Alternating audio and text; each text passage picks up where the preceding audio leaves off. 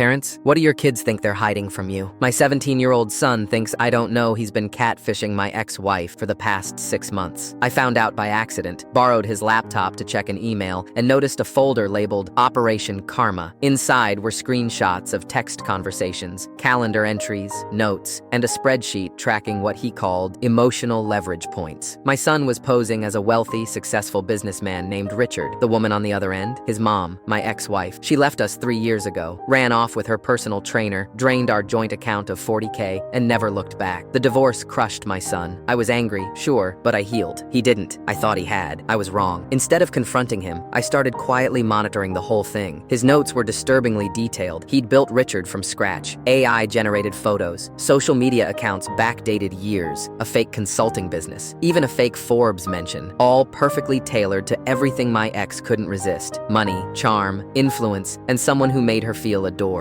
He was playing the long game. Richard had slowly built her trust over months. He'd listened to her problems, validated her choices, flattered her endlessly. His endgame? Convince her to invest $40,000 in a phony startup and then ghost her. Same amount she took from us. Same method of betrayal. The level of planning stunned me. My awkward, quiet son, who could barely look a waitress in the eye, had reverse-engineered her entire personality and manipulated her like a pro. It was messed up, but impressive. Then one night, everything changed. I found him in his room, sitting in the dark, crying quietly, phone in hand. "She's talking about you," he whispered when he sensed me there. "She said leaving was the biggest mistake she ever made, that she wasn't running from you, she was running from herself." He showed me the message. It was long, raw. She missed us. Said she was broken, not evil. Said she hated herself for what she did. He looked at me, tears in his eyes. I wanted her to feel the pain she gave us, but now it doesn't feel like justice anymore. I sat beside him, not as a fellow co-conspirator, as a dad. "You know you have to end this." He nodded slowly, wiping his face. "But how? If I ghost her, she'll just think she got abandoned again. That's not justice either." I thought for a long moment. Then I said, "What if Richard encouraged her to reconnect with her past? Not for him, but for herself." He blinked. "You want me to push her back into our lives?" "No. I want you to give her the chance to apologize. Not to me. I'm good, but you're not. That's why we're here." So over the next week, Richard slowly guided her toward reflection, asked the right questions, shared generic stories about making amends. Then he said he believed she had someone she needed to reach out to. A few days later, my son's phone buzzed. "I miss you. I'm sorry." He stared at it for hours before responding. They met at a cafe. I sat in the car, watching from a distance. They talked for nearly 2 hours. He yelled, she cried, and eventually they hugged. There was no magic fix, but there was the beginning of something that looked like forgiveness. That night, he deleted the Operation Karma folder. "She asked about you," he said over dinner. "What did you tell her?" He shrugged. "Told her you're dating someone nice, that we're okay." Then he paused. "Also said that if she ever hurts us again, Richard has friends." I laughed hard. "So Richard's retired now?" He smiled. "For now."